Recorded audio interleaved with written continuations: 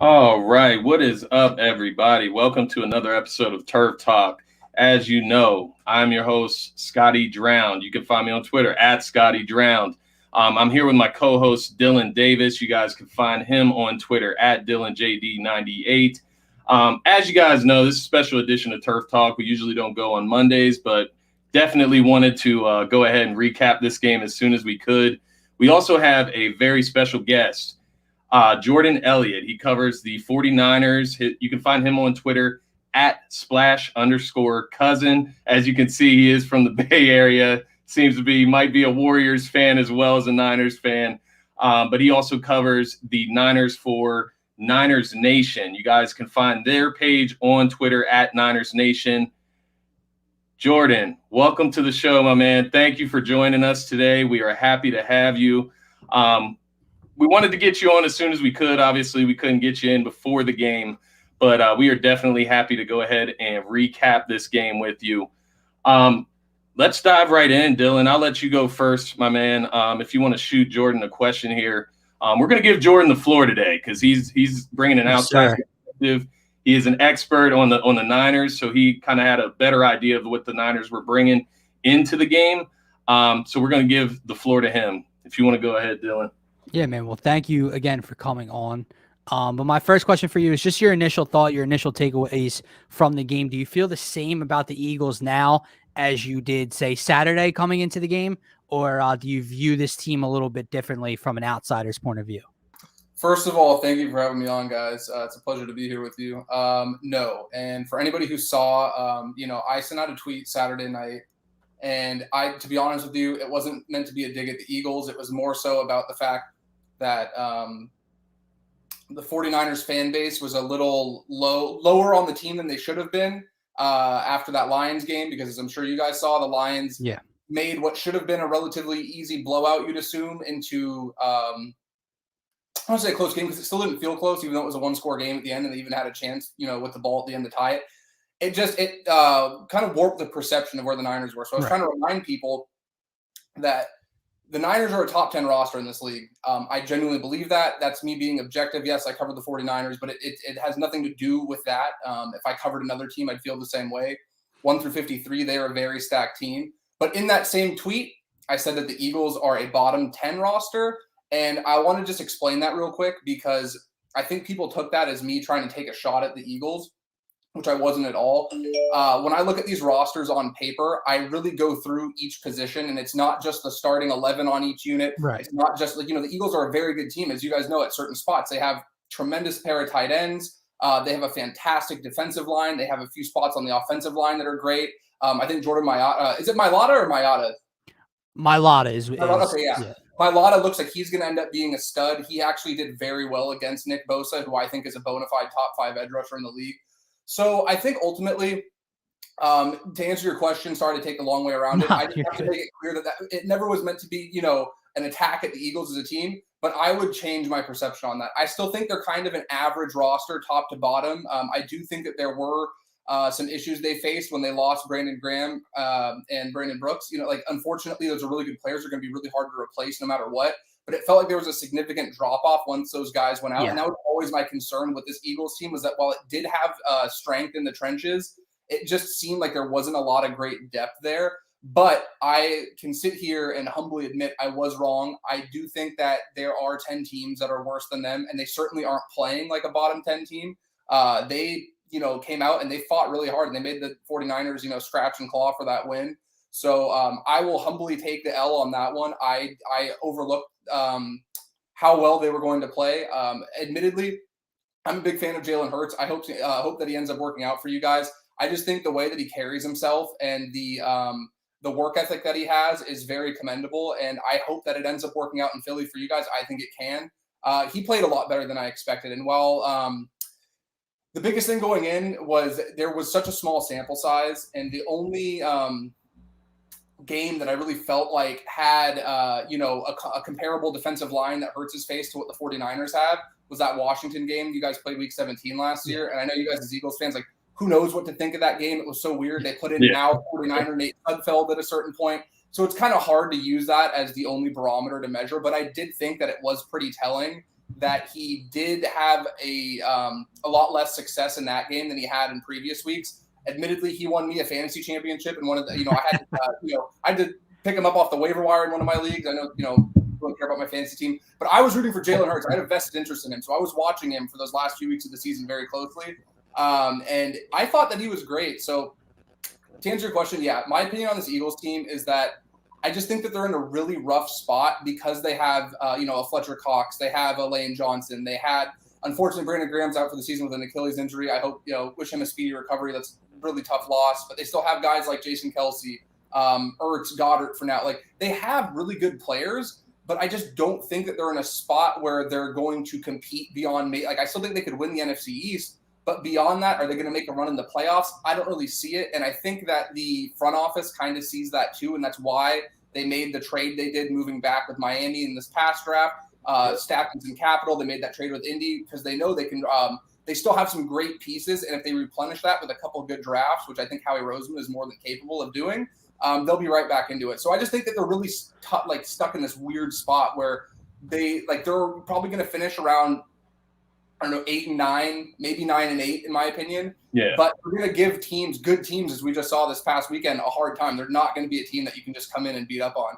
So, Scotty, before you get to your next question, I just want to follow up with that because I did not know he was a Jalen Hurts guy. I'm finding myself more to be a Jalen Hurts guy now, but I just need to see more from an opponent's perspective.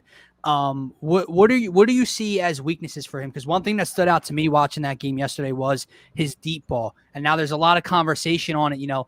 Is it the arm strength? Is it the timing? Is it the footwork? What did you see yesterday? Because I see the kid sling it 50 yards down the field to an open receiver. The Quez Watkins play, the Jalen Reagor would have been touchdown on the money. But every contested catch, every tight coverage situation on a deep ball, every ball was thrown short. What do you view as weaknesses in Jalen Hurts' game? So I saw Brian Westbrook actually did a little setup of it, and it was the throw. I believe it was to Devontae Smith. That ended up breaking up, and that's one thing I hope you guys know. We within the some of us in the 49ers media community are trying to get the word out that the 49ers safeties are really good. Jimmy Ward and Jaquiski Tartt are probably the most, and I know I sound biased saying no, I get it. They are really good, as I'm sure you guys saw firsthand. Yeah, literally. So, I thought that he made a great play on the ball. It was a little underthrown, and Brian Westbrook pointed out that the footwork was a little bit of an issue as he was rolling out. I do think that his willingness to take those deep shots is a positive, though. And the fact that he's not afraid to just let it rip is a big thing. He could clean up the footwork a little bit. I do think there were a couple plays. I think it was a third down, if I recall correctly, and he was rolling to his left, and he had Goddard in the flat, and he tried to get upfield to I forget which receiver it was, my apologies, and it ended up getting broken up. I think if he trusts the guy in the flat there, he probably ends up picking up the first down. Yeah. There are just little things, but then again, too, it is a new system with Sirianni, so there probably is going to be a little bit of an adjustment. I do think so. I went back and watched the coach's film of your guys' game against Atlanta, and it was a lot of screens, a lot of quick passing game. And I think the fact that he was able to do pretty much the polar opposite of that just 1 week later speaks volumes to his range as a quarterback and what he's capable of doing. And again, I admittedly have a bias for guys that come in and work their tails off. And Jalen Hurts has been a guy since going back to Alabama, going back to Oklahoma. Everything here from his coaches, his teammates, the way he handled them, going to Tua in that big spot in the championship game. He's just somebody that I really root for because he does everything the right way. And I just think with more time, at the very least, he gives you a viable placeholder until maybe you find that franchise guy and you find somebody that maybe is this incredible talent that you can't pass up on. And now the Eagles are so loaded with draft picks that maybe they identify that guy. Admittedly, there's not many guys in this college class coming out this year I'm a huge fan of. I love Malik Willis, but beyond him, there's nobody else that I would really, sacrifice significant draft capital for. So maybe it's something that they, down the line, they wait a year or two and they know that they can win with Jalen Hurts, but it's not a guy that they feel, super great about committing once that rookie deal is up. They have to extend him. But I just think that that's something, now I would feel pretty comfortable with him if I was an Eagles fan. I can promise you it definitely can be worse. There are a lot of guys, a lot of teams that would love to have a guy like Jalen Hurts. Yeah. While he's not Patrick Mahomes or, Josh Allen or some of these other Kyler Murray, some of these other guys who are ascending to that superstar status, I do think that he is so good at extending plays and being that dual threat, capable quarterback that he's going to give defenses enough of a headache that he's going to keep you guys in games week in and week out. Yeah, and honestly, it's great to hear you say that. I know I can probably speak for Dylan here as well. Coming off of the Jalen Hurts pick last season, not a lot of Eagles fans were excited about it, right? Like a lot of people were sold on Carson Wentz. And, Howie, it kind of played out to Howie's favor in that sense. And we've seen it firsthand, the hard work, the dedication, the leadership, the character that Jalen Hurts brings to the quarterback position for our team. And, it makes us buy into him. We want him to succeed. So it is great to hear that. Something that you mentioned is just the complete switch up of Nick Sirianni and the way he called the offense against the 49ers. And so that was kind of, it feeds into our next question here. But what were your thoughts specifically on the red zone calls from Sirianni? Because a lot of our fans are hung up on that, specifically after that 91-yard Quez Watkins catch, which, by the way, was the 5th longest catch in Eagles history. And we blew it. We blew it on a 4th down. We got to the goal line. Ended up on 4th down going with the Philly special. I'm just wondering your thoughts on that specific drive, along with just the entire game, the play calling, and like you said, the complete switch up of, not using the short passing game, the screens, everything like that. I'll be honest, I don't know what he was thinking. I thought that 4-play sequence after. So I put out a thread yesterday saying that I thought that play to Watkins really was what changed the game. Because, the 49ers coming off, a punt where they put the Eagles, I believe they're on their own 3-yard line. They're pinned inside the 5-yard line. And when that ball left Hurts' hands, I kind of was just like, oh, someone's open downfield. He wouldn't have taken the shot. Otherwise, Watkins gets it. He's running free. So I highlighted that Tart actually ended up, hustling a little bit, getting the right angle, running him down. And I think that 4-play sequence is really what changed the game. Because obviously if they get in the end zone there, they're up 10-0. The 49ers haven't had a single first down in the game yet. The 49ers, as good as the roster is, admittedly, they don't play well from behind when the run isn't there, as the Eagles did a very good job clearly taking it away early and throughout most of the game. So the 4 plays that came after, I just don't understand what they were thinking. There was one play where they had a rollout, and I think it was Ertz. He was the only option. And he was literally the only guy on that side of the field. Fred Warner is so good in coverage. Fred Warner literally covers guys like a safety. I don't think there is a better coverage linebacker in the entire league. And again, I understand when I'm pumping up these Niners players, people might think I'm biased. Fred Warner is that good, I promise you. This guy, his ability to cover the number 3 in an opposing offense, it's just incredible. So when he was left alone on him, I just didn't think it was really thought out. And then they had that weird kind of like option play where Hurts was running with Miles Sanders a good 4 or 5 yards outside of the hash. And I think that left Sanders in a really weird spot because I don't know what the play call was or what his responsibility was, but it seemed like he was kind of left on an island where he was left to, is he supposed to block? Is he supposed to get upfield? Is he a receiver? Didn't really make a lot of sense. And then, I understand that the Philly special call, that would just as an objective football fan, in the Super Bowl, that was one of my favorite moments ever watching football. I loved it. I was cheering for you guys that entire run during that Super Bowl, and watching that play was incredible. In that situation, though, it made absolutely no sense to me. And I understand there really wasn't much that he could have done, but even after calling that play, I don't understand what Greg Ward was doing with the ball there. He threw the ball about 2 yards. I forget if it was Hurt who it was in the end zone. Yeah. So I didn't understand it. I told a lot of 49ers fans, anybody who would listen going to this game, that Nick Sirianni seemed like a guy who was going to be a little bit aggressive. I know Doug Peterson was that way. Frank Reich's that way. They come from that, I remember the game last year when the Eagles went up, I think it was 6-0, and they went for 2 right off the bat to take a lead 8-0. And that ended up affecting the game flow for the rest of the game because the 49ers couldn't just kick an extra point and tie the game. So I was expecting him to go for 2. I thought he would do it on the first score of the game.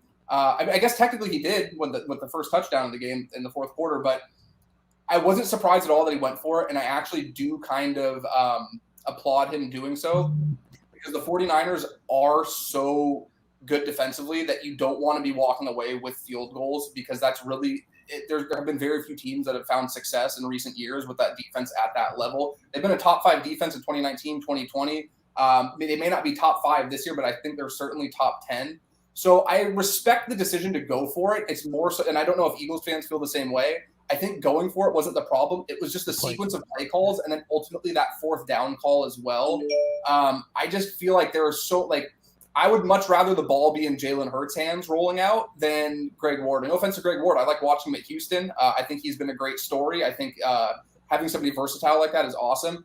I subscribe. I'm pretty old school, dude. I subscribe to the notion of, you put the ball in your best player's hands and good things are probably going to happen. And I would much rather the ball be in my QB1's hands than a guy who's a former college quarterback who's, I'm sorry, I'm not super familiar with the depth chart, but I'm guessing 4th or 5th receiver on the depth chart. Yeah. It didn't make sense to me. And that ultimately allowed the 49ers to respond with a 97-yard drive where they pretty much, I thought that the Eagles absolutely dominated the first half. And it was so funny because during that entire half, like I said, that tweet that I put out I think definitely it's on me for not wording it better, but I think it got taken the wrong way. So I had people in my mentions the entire first half, and the Eagles looked really good. And I was there. I'm like, hey man, there's not really much I can say at this point. I thought that the Eagles absolutely dominated the first 27 minutes of that game, and I thought that Kyle Shanahan, so admittedly as somebody who covers the team, watches the 49ers closely. There have been a few games, and most notably that Super Bowl they lost a couple years ago, where it seemed like they weren't very keen on running a 2-minute drill. They didn't want to risk turning the ball over. They wanted to get back into the half tied. I thought they just wanted to get back into the half down 3, because even if they had gotten back in down 3-0, that would have been a huge victory based on how that first half unfolded. And they somehow rattle off this 97-yard drive. The highlight obviously being that throw. Jimmy had really struggled. He missed a lot of throws in that first half. He did a great throw to Deebo Samuel over the middle of the field. As I'm sure you guys saw, Deebo is just – I think he's personally the most violent runner in the league. The only person who's really close to me is Derrick Henry. They're a little bit different. One's obviously a running back, one's a receiver. But when he gets the ball in his hands, he's just so hard to bring down. And it just felt like it was just a total gut punch to the Eagles because they dominated the 49ers. It wasn't like they just scraped by and played better. They dominated that first half of football, and yet they're going into the halftime, going to the locker room, looking up at the scoreboard like, we're down 4 points right now. So I think that ultimately it was kind of a domino effect. Tart makes that play running down Watkins. They end up getting the stop. They end up getting that drive. And it felt like, the 49ers obviously wasn't in the locker room, but I could definitely see a scenario where they're sitting there in the locker room kind of picking themselves up like, hey, we probably could not have played worse than we just did, and we're still leading. And it just felt like from that point on, the game never really it was still close. So I don't want to make it seem like a game. But it felt like that was kind of what tipped the scales, and the Eagles never really found that mojo again until that last drive where they put up points, and then they obviously never got the ball back, so we don't know how it would have ended. But that sequence, that 4-play sequence, those 4 play calls, I would be very upset if I was an Eagles fan. And again, coaches are going to make mistakes. It happens. But my whole thing is that if you put guys in a position to succeed and they don't succeed, it happens. There's really good players on the other side who play defense in the NFL. You can call the perfect play, and the other team's defensive coordinator might call the perfect coverage. They might call the perfect pressure in that moment.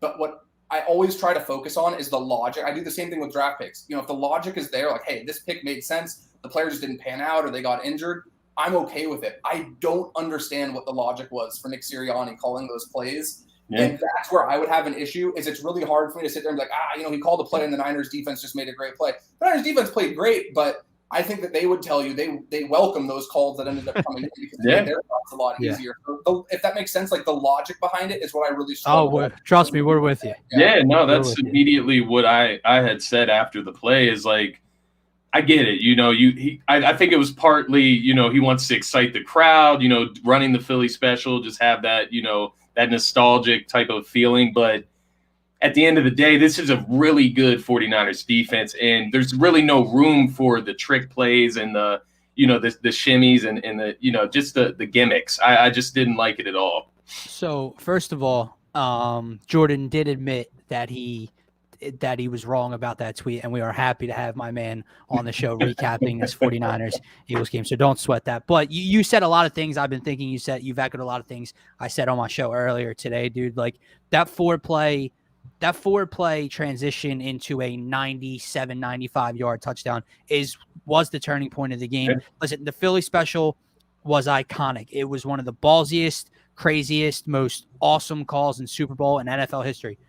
Put it in a box, lock up the box and keep it locked up. I don't need to see it anymore. I've seen it 5 times probably since 2017. I don't want to see it anymore. It's not going to work. I also don't understand 1st and goal at the 1-yard line after the Josh Norman PI. You don't run the ball once when your strength on offense is your front 5, your offensive line.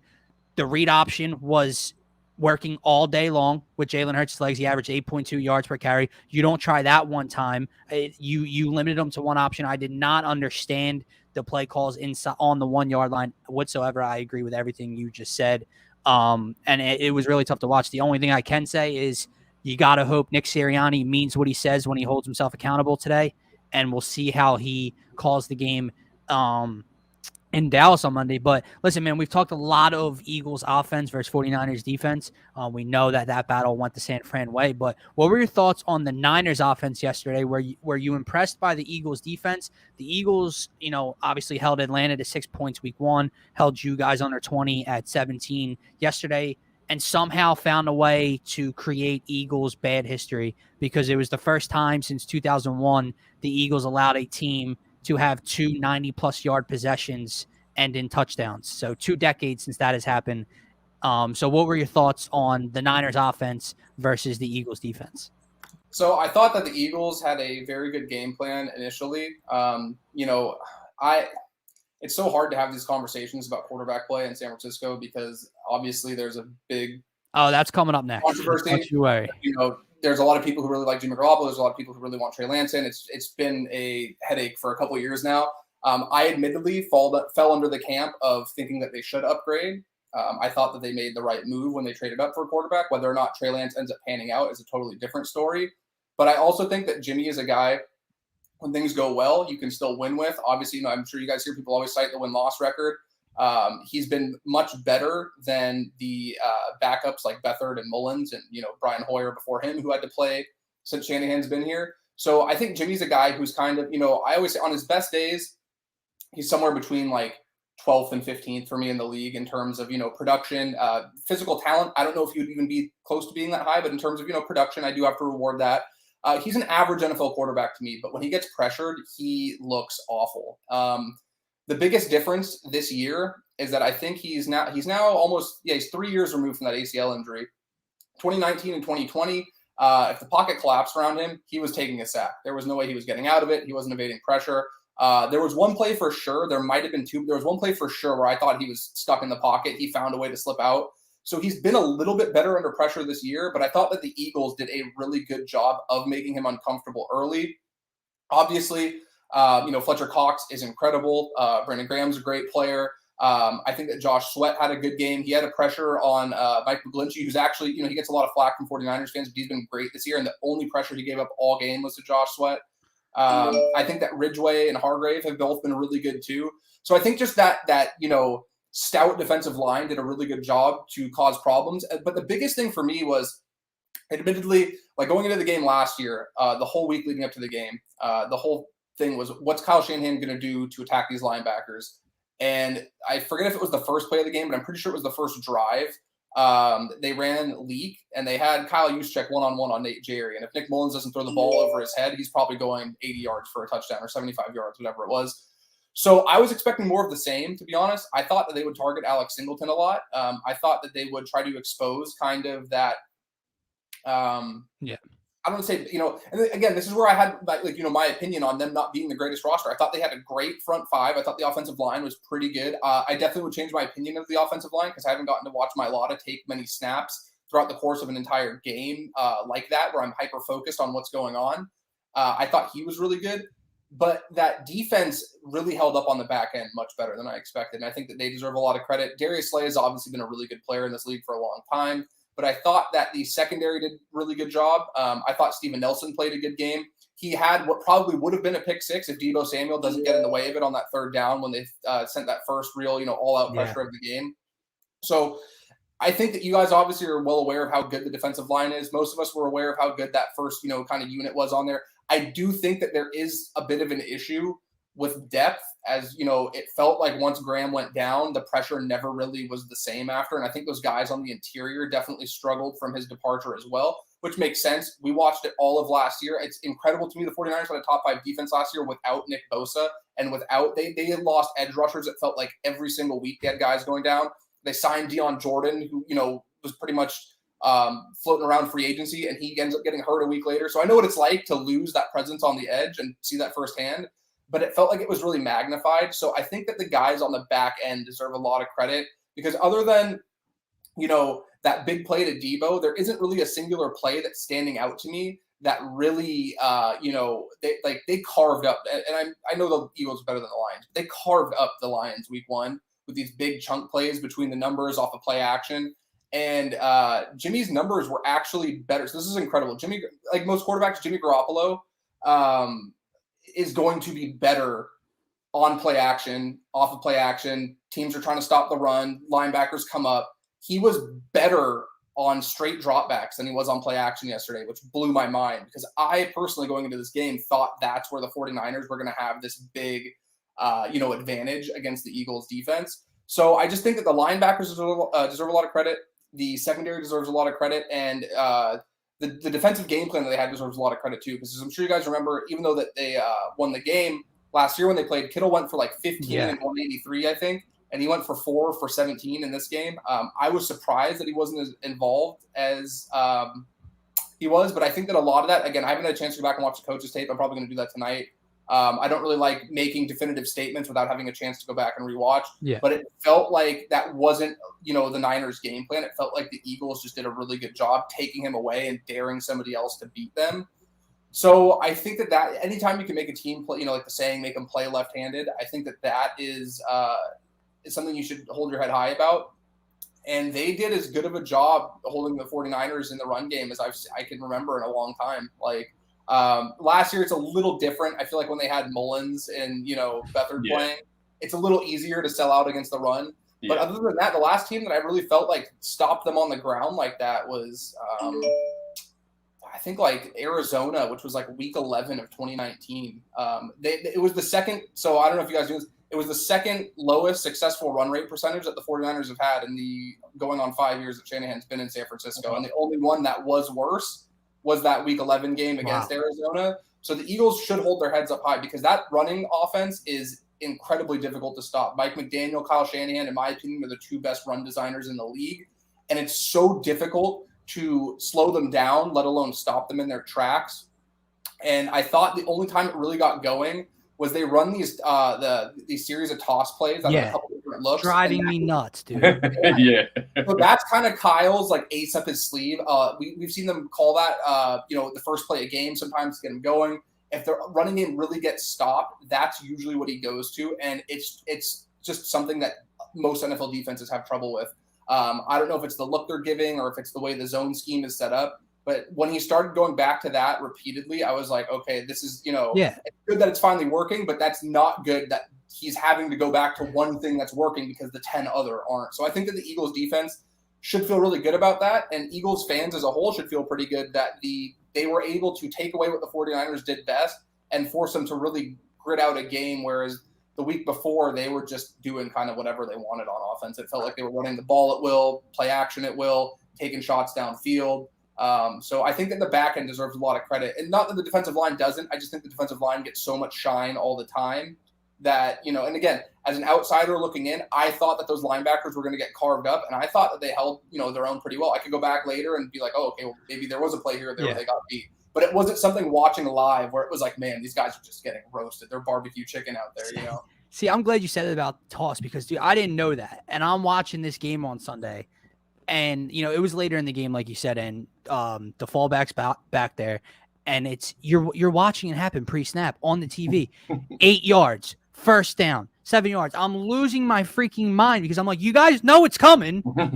And it wouldn't stop. But I guess I'm glad that, it is the ace up Kyle Shanahan's sleeve that did ultimately get the run game going against the Eagles. But I digress. Go ahead, Scott. No, and I just wanted to throw in there. I thought Jimmy G, it wasn't like some statistical masterpiece for Jimmy G, but I thought he made crucial plays in crucial spots those QB sneaks were murderous. Like they really killed the momentum of the Eagles a lot of the time on those short distance third down plays. And I thought Jimmy G just made some clutch plays. You mentioned the pass earlier that went through a tight window to end the first half there, and it ultimately set them up for 7 points in the half.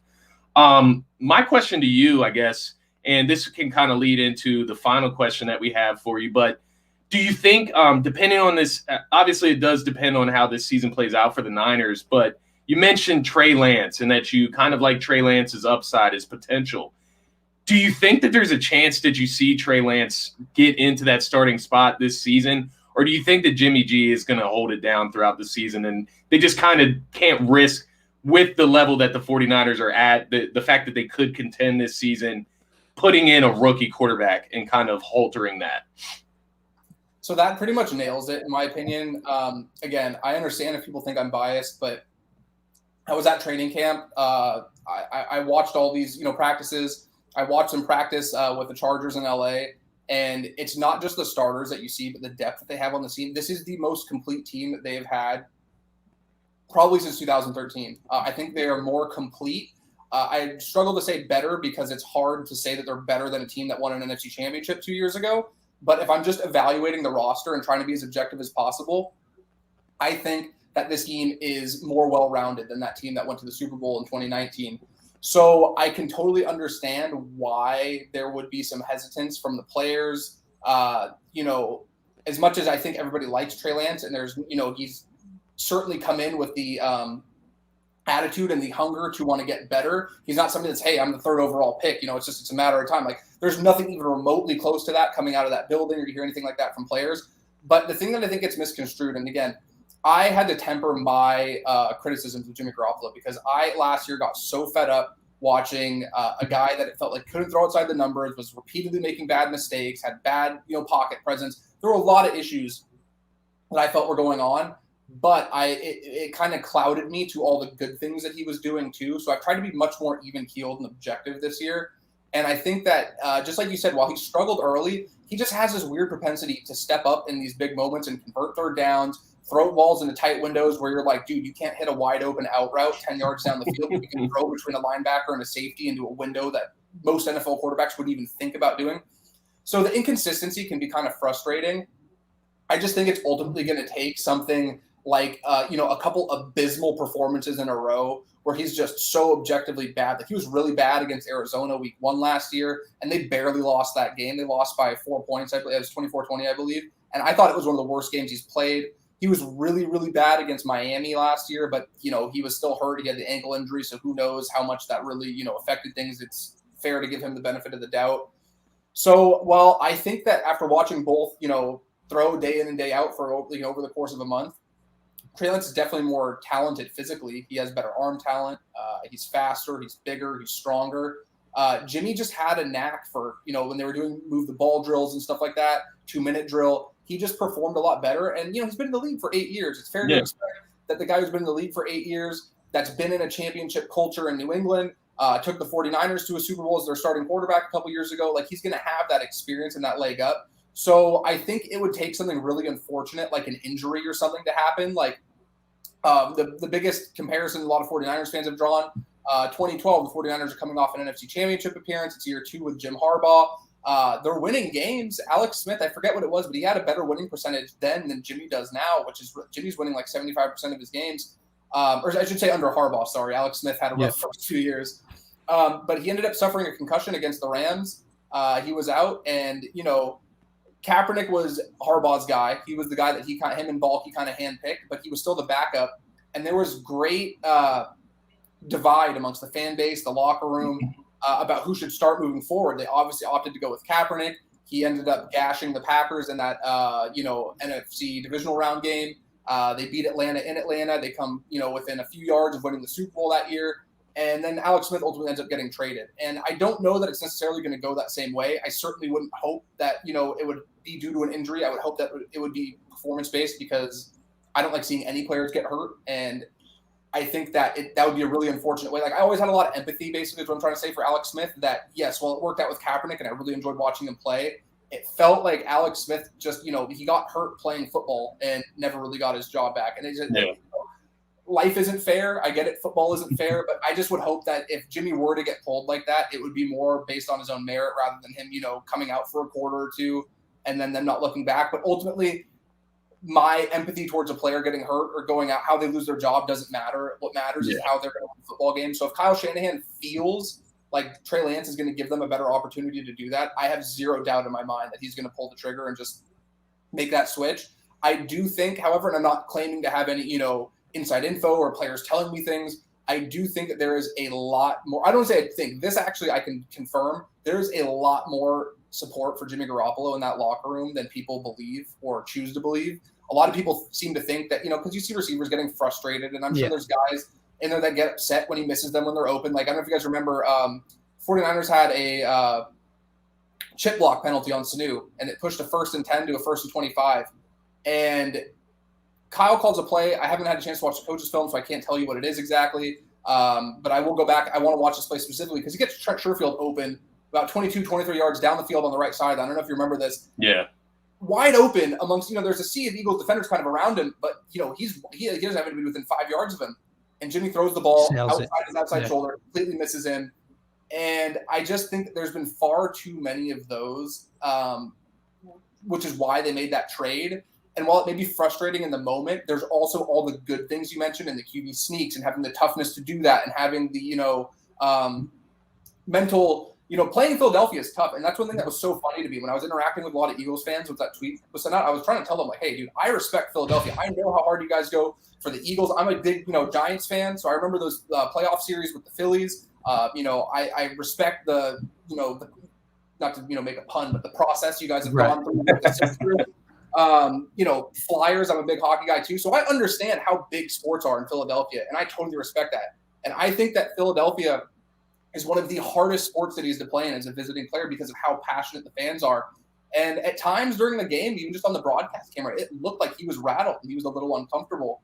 So I think that he did a really good job responding to the adversity of being down, not having really anything work on offense and finding a way to win. And I think that a lot of guys that play the sport that are on the team in that locker room really buy into that, where it's easy for us on the outside to be a little bit jaded, I guess, and be, well, he missed this throw and he missed this throw. He needs to be better. Trey Lance can run. He can do this and that. But these guys are out there watching this dude put his body on the line. Like, I think we all knew. I wanted to ask you guys, did you think a quarterback sneak was coming on that last 3rd and 1? Because I felt like everybody in the world watching that game knew it was coming, and they still couldn't stop it. And I don't think that people understand how, I think a lot of people just think that a quarterback sneak is just this easy thing where it's like, oh, they just need a yard. That is one of the hardest fought yards you will ever earn in an NFL game.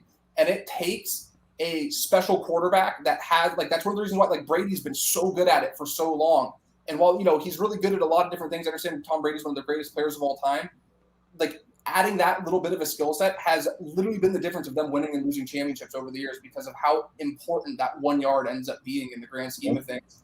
So I just think that there's so many little things like that get kind of lost in the big picture when we're watching him not convert a first down. The first 3 drives, they had 14 yards on 9 plays.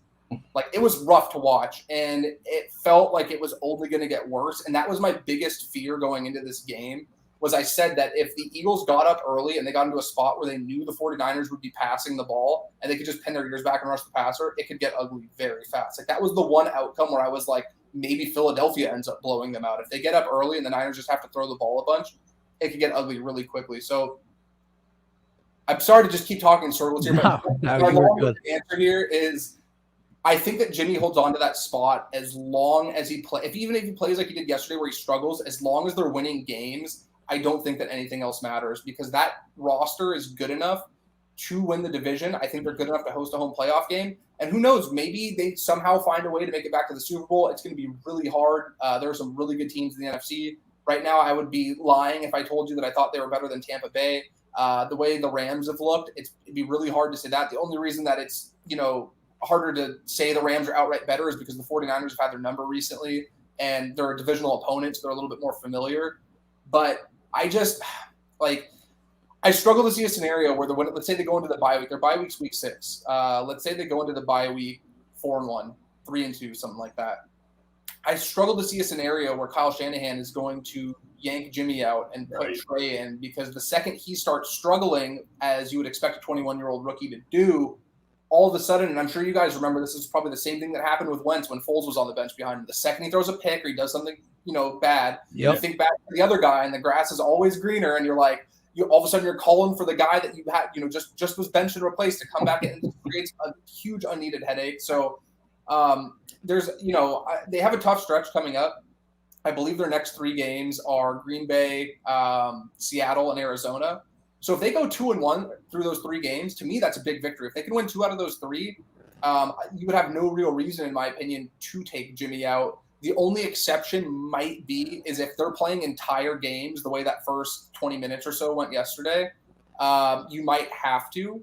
I know a lot of 49ers fans yesterday, just being on Twitter and talking to a few, they wanted him pulled yesterday, and I respect that Shanahan not only didn't pull him, he didn't run any of those, packages or the zone read or any of that stuff. He left Jimmy in, and he basically was like, hey, you're going to sink or swim on your own. Like, you're going to have to figure out a way to, like I said, sink or swim. Like, that's pretty much on you at this point. And I think that he put a lot of faith in his guy to do that. So I think that really spoke volumes to how much faith he has in Jimmy. And while I think that he obviously is frustrated, they wouldn't have moved the amount of draft capital they did to ultimately draft his replacement otherwise. I don't think that he's lying. Like, a lot of 49ers fans think that he's lying when he's propping up Jimmy, and they're trying to say that they just want to, dump him for, a higher draft pick or this or that. NFL teams don't care what Kyle Shanahan says about Jimmy Garoppolo. They have years of game film on him. They understand what his abilities are and aren't. So I just think that it's a situation where it's his job to lose. And so we're going into the year, I tried to tell people, because I thought Trey Lance looked really good. And if he had started week 1, it wouldn't have been a great surprise to me. Or it would have been a surprise, but I would have understood the logic behind it. But my whole thing was that you had to give Jimmy a chance to lose that job. Because just like we were just talking about, if Jimmy comes in, plays bad, and you bring in the rookie, then the chronological order of that makes sense. If you start Trey, he plays bad, you have to go back to Jimmy. There's no going back. It's like Tua and Ryan Fitzpatrick in Miami last year. And that was a good team that should have been in the playoffs. And I genuinely wonder if they had stuck with one quarterback the whole way, if they would have made the playoffs. So I just think they're in a spot where it's working out the way it should. And, I think that they should be a 10, 11-win team just based on the talent they have on the roster. They have a great play caller. As good as the offenses are in the NFC West, and it's just ridiculous how good that division is top to bottom. The Niners, in my opinion, have I think they slightly edge out the Rams, but they definitely have a better defense than Arizona and Seattle. So they just need a guy that's going to be competent enough to execute the offense and keep them in games where they're, the other team, like I know Detroit got 33, but they realistically, the Niners fumbled the first snap of the season and gave them the ball in their own territory on that side of the field. They had a couple big broken plays, and then obviously those last couple minutes, but that number doesn't really make sense. Then obviously, the Eagles, after, they moved the ball pretty well. It didn't feel like they really were getting stonewalled or anything. Right. They had to, scratch and claw for all of those points in that game. So the defense is so good that I just think that you'd be really hard pressed to just be like, let's risk winning games the way we've been winning. Because maybe we get more explosive plays out of Trey Lance, but you lose the stability that you have with Garoppolo. I guess I'm sorry. I'm rambling here. I'm trying to wrap it up. You are fine. Summarize. I apologize, guys. But yeah, I think that's the stability that Garoppolo has offered would ultimately end up being really hard to ignore until he starts stumbling, as we've seen him do. He's struggled at times. He is far from perfect. But as long as he's winning games, I think he's earned that right to start. And I think that he will have the support of the locker room as long as he is winning games as well. You're right. I mean, winning trumps all. So as long as they're winning games, there's really not a discussion to be had in my mind. And my other thing is it's not a perfect example or a correlation, because the alternate in Chicago is Andy Dalton or Nick Foles. It's not a good winning quarterback in Jimmy Garoppolo or an average quarterback in Jimmy Garoppolo. So, but I think Trey Lance and Justin Fields, when you trade up, when you spend that 3rd round draft pick, when you trade up and invest in going to get Justin Fields, it's like, you can't just hand them the keys, because once you do, if it doesn't work, there's no going back. So there's no handing Trey Lance the keys. It doesn't work for the first 4 weeks. There's no going back to Jimmy Garoppolo and everything like that. But to wrap up the show, and thank you again for coming on. And Eagles fans watching this, or they're going to watch it after we're done being live here. probably feel a lot better after hearing the opponent's point of view, because Eagles Twitter has been kind of crazy for the last 24 hours. But you're not biased. You said it. Extreme polar opposites between before the game, after the game. It's been. If it makes you guys feel any better, the 49ers Twitter has been the exact same way. Like, you'd think that they lost both games by 30 points with their football team. I think, unfortunately, that's just the way it is sometimes. But yeah, you're not alone there. The Niners won that game, and Twitter has been, at war with itself. It seems like Twitter is a crazy place, man. But last question for you: you are not biased. Speaking on your 49ers, because I had them preseason our rankings for the NFC West in that stacked division, finishing second. Now, I just can't put them above. You mentioned the Rams already. You kind of already alluded to what you think in that division, but I love the Stafford fit. We know about their defense. I think the Rams will win your division, but I had the 49ers above the Cardinals, and I had them above the Seahawks. People forget that 2 years ago with Jimmy Garoppolo, they were in the Super Bowl up by 10 in the fourth quarter. So we'll see, and they're not the same team. You're correct, but where do you have them stacking up in this tough division by year's end? It's so hard. I would probably agree with you there. I just think that LA is such a well-rounded team, and Matt Stafford is so good. And I think that people just didn't get the chance to fully appreciate how talented he is, because he was on a lot of bad teams in Detroit for a very long time. He has arm talent, and I'm not saying he's as good of a player overall. I'm not making comparisons. I'm just talking strictly arm talent. His arm talent rivals that of a Patrick Mahomes, of a Josh Allen. These throws that he's able to make and the windows he's able to fit balls into is really – you can count these guys on one hand in the NFL that are making throws he can make. And Sean McVay is very good at what he does. He comes from that same coaching tree Kyle Shanahan does. These guys are really good at getting that zone run established, getting play action looks off of it. McVay tends to run a little bit more, 3 wide receiver sets. He's a little bit more, they're different. It's like different flavors of the same food, if that makes sense. They're running the same offense, but it's just a little, they each have their own variants of the same. I don't want to say the same offense. They're running the same offensive philosophy. They come from the same coaching tree, like I said. I just think that, like I said, Jimmy Garoppolo is a good quarterback. Like, he's not, awful. He has moments where he looks terrible. Like, if you only watched Jimmy Garoppolo play the first quarter in yesterday's game, you'd be like, how is this guy an NFL quarterback? But if you look at the entire picture, he's an average, middling NFL quarterback, in my opinion. Matt Stafford, in the right scheme, is a top 5 to 7 quarterback, in my opinion. And he's made some throws these past couple weeks that are just mind-blowing, where it's like, okay, like I legitimately would be terrified if I had to account for this offense. I'm a Cal guy, admittedly, so I root for Jared Goff to my own, avail, even though he has moments that are just, like, what are you thinking, dude? And it's like that offense was prolific with Jared Goff, so I can only imagine how good they're going to be with Stafford. The only thing that gets me is head-to-head, the 49ers have beaten them 4 times in a row. And you guys know, especially, I always enjoy watching NFC East games because they're so unpredictable year to year. It seems like there's not really one team that has ownage over another. Yeah. They beat the Rams twice last year, once with a backup quarterback and once with a severely hobbled Jimmy Garoppolo, when they were the number 1 defense in the NFL. And it's just, again, it's a new year, it's a new team, so I don't like putting too much stock into the previous year, but I just wouldn't count the 49ers out. I just think that the Rams are way too good, and they have too many playmakers on the defensive side of the ball to count them out. And it's really weird because, like, their linebackers I don't think are very good. They lost John Johnson, they lost Troy Hill, but they still have Aaron Donald. And the thing with Aaron Donald is, I think Aaron Donald is the best non-quarterback in the league. It sucks sometimes watching him blow up, your team's plays in the backfield and sack your quarterback and throw them all around. But watching him play football really is a treat. And I'm sure you guys feel the same way watching Fletcher Cox. Watching these guys who can get that pressure on the interior like that, it is so hard for offensive lines and quarterbacks to account for that. So even if the defense as a whole isn't as good as it was last year, if I recall correctly, they lost like a third of their starting defense from last season. Yeah. As long as Aaron Donald's there, he's going to make the guys around him a lot better. Like, they re-signed Leonard Floyd to, I think, like a 4-year deal. And before him, Dante Fowler was there. And they both had career years next to Donald because he attracts so much attention that the guys are going to rush free on the edge and usually get these one-on-ones. And then Jalen Ramsey is so good that you can send him around and have him shadowing, whether it's a tight end, slot guy, a guy who lines up on the outside. Whatever your primary receiving weapon is, he can go around. And Darius Williams ended up being such a good find for them too. that he's not only very talented, but he's also usually getting the second and third options. So it's going to boost his performance even more. So like the Rams, I think are objectively, like I would give them a better shot to win.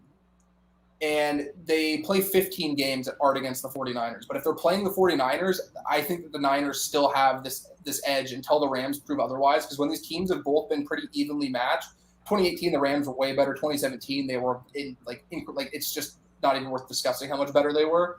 But 2019 and 2020 when the rosters were fairly even, the Niners seem to just have their number. So it's going to be really interesting to see because the whole division was slated to be 8-0 until Seattle blew a double-digit lead to Tennessee at home. By the way, there's that upset, Scotty. I know. I saw it, man. And that is somebody who covers the 49ers. I can tell you that the 49ers fans greatly, appreciated seeing that.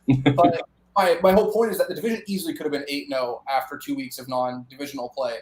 So it's going to be really hard for the 49ers to win the division if they should slip up in these non-conference games. And they play the AFC they play the NFC North and the AFC South. So if you go through, obviously it's not, you don't want to predict games on paper. Anything can happen. But they need to, win games against teams like Houston and Jacksonville.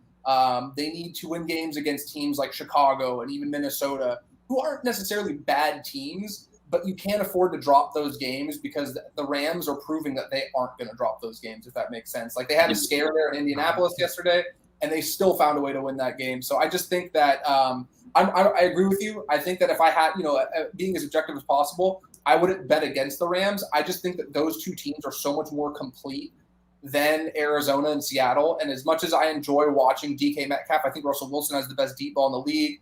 Kyler's a star. It's fun to watch him. They don't have complete teams, and they both are so vulnerable on the defensive end that I wouldn't trust them. But I've also watched Seattle. Like I've been waiting for Seattle's demise for the last 5 years, guys. Like I could watch every year. I'm like, I stopped predicting it would happen because it just doesn't. But I'm like, on paper, like they're due for regression. Their defensive line isn't great. This year, their secondary isn't very good again. Like last year, it was the same thing. I'm like, oh, they're not going to be very good. Historically, they have one of the worst defenses in the NFL the first 4 or 5 weeks of the season. And they still not only get into the playoffs, but they win the division. So it's like I'm at the point now where I'm just not going to count them out as long as number 3 is playing quarterback for their team because he just finds a way to win games. Yesterday, I was like, they're going to somehow find a way to win this game. Going into overtime, somehow it's going to – we've seen this happen every single week. Somehow wasn't a safety. Exactly. And so they got the ball back just before overtime. There was 30 seconds on the clock. Yeah. Every single 49ers fan, I'm looking on Twitter like, oh, well, here we go. We've seen this movie a million times. Russell Wilson's going to get down the field and he's going to, I don't know if you guys saw, I was there for that Sunday night game before they played you guys in the playoffs 2 years ago. So that Week 17 game. Oh, yeah. Stop on the goal line.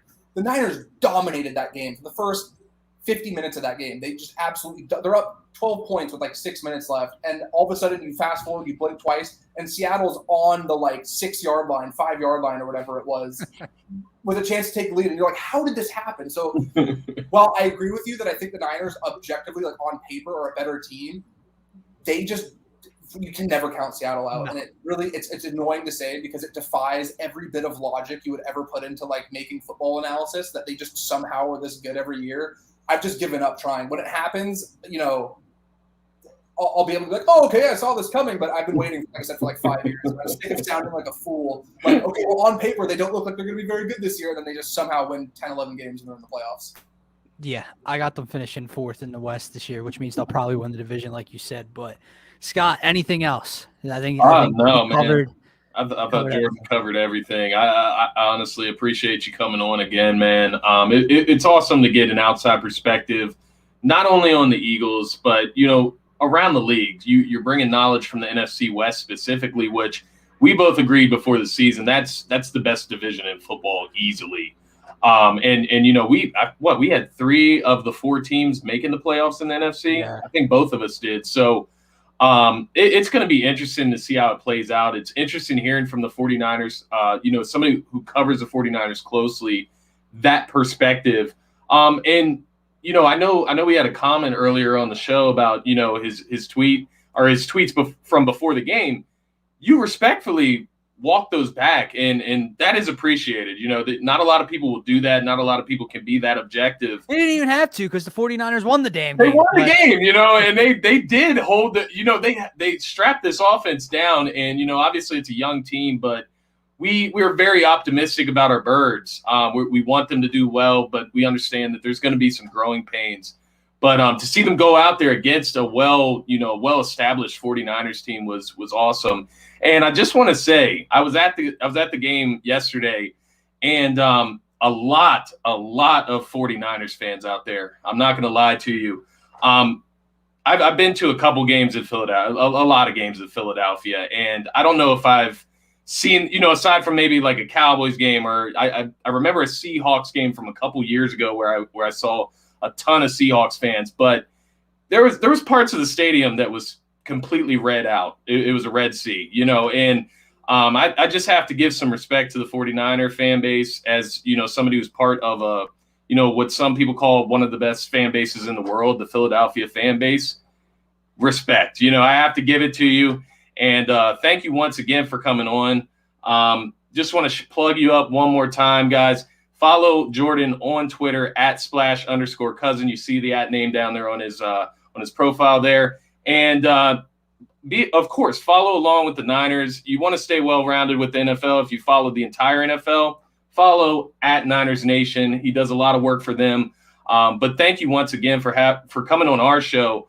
And maybe we can get you back for a playoff talk, down the line here. It would be awesome to talk to you again. But thank you once again, Jordan. We appreciate you, man. Yeah, thanks for having me. I just want to say real quick, too, I hope people understand, though my entire point was that, like I said, looking at that roster, I did not think that beyond the Lane Johnsons, Kelsey's, the Fletcher Cox, Brandon Graham's, like, I understand that there is some star power there. Like, I wasn't trying to say that I think they're like the 30th best team in the league. I thought they were closer to. You're talking to Eagles Twitter, though, man. They are not. They're not rational all the time. Well, I don't know if you guys saw. I also said so after the game. I posted something on my own Twitter, and I was like, to all the Eagles fans that were hoping to come, like own me after, because I had a lot of people promising they were going to come back to that tweet at 4:30 your guys' time, 1:30 my time. And at the beginning of the first half, I was bracing myself for it because I'm somebody where if I say something, I have no problem admitting I was wrong. And I have no problem, hearing from people that told me, hey, you're going to be wrong. Like, I will take – I stand by what I say, basically. And I was more than happy to wait to take it. But I also did not feel like it was a situation – it's not my style to gloat or to, take victory laps like that. I certainly don't mind taking a victory lap. Like, if I like a player in the draft, I'm really into the draft process, and then it being, well, yeah, I might pat myself on the back. Yeah. I'm not into the whole rubbing it in with other fan bases and stuff. And I don't think that would have been objectively fair because I thought the Eagles played very well. So I just want to make it very clear, there was no gloating for me. There was no, I'm not gonna lie, it made me feel very good that I didn't have half of Philadelphia in my mentions. Telling me what an idiot I was. But I just, wanted to that my whole thing was I thought they were 23, 24th best team in the league. I thought yesterday they played somewhere maybe between 15 and 18, which again, it's not, they're not, I'm not backtracking it saying that they're going to win the Super Bowl this year. But yeah, I have no problem in admitting I think I misgauged where they are at from a talent standpoint and how much they are playing above where I projected them to be at. And, like I said, I have no problem admitting I got that wrong. I just wanted to be very, I had people from Niners Twitter that were giving me oh, they lost the game, you're walking it back. I'm like, dude, it doesn't matter. It's about the fact that they played much better. And there's a huge difference between being a team that's just outside of the playoff picture at 15, 16 and being a team that's, picking in the mid-20s in the draft the next year. And I think that the Eagles are much closer to that average middle of the pack than I gave them credit for. So I just want to make that very clear that I have no problem admitting that I misgauged that. Gotta respect awesome, man. All right, guys, that's going to wrap up this special edition of Turf Talk. You can give myself a follow on Twitter if you want to, @DylanJD98, my co-host here @Scotty Drown, and of course, tap into DSM Media @DSM_media on Twitter. Subscribe to our YouTube channel, Facebook, Instagram, TikTok, Twitch. We're on everything, wherever you get your content from. Tap in. Jordan, thank you so much for coming on again, man. Go Birds, and here's to a successful year for the Niners. Have a nice night, everybody.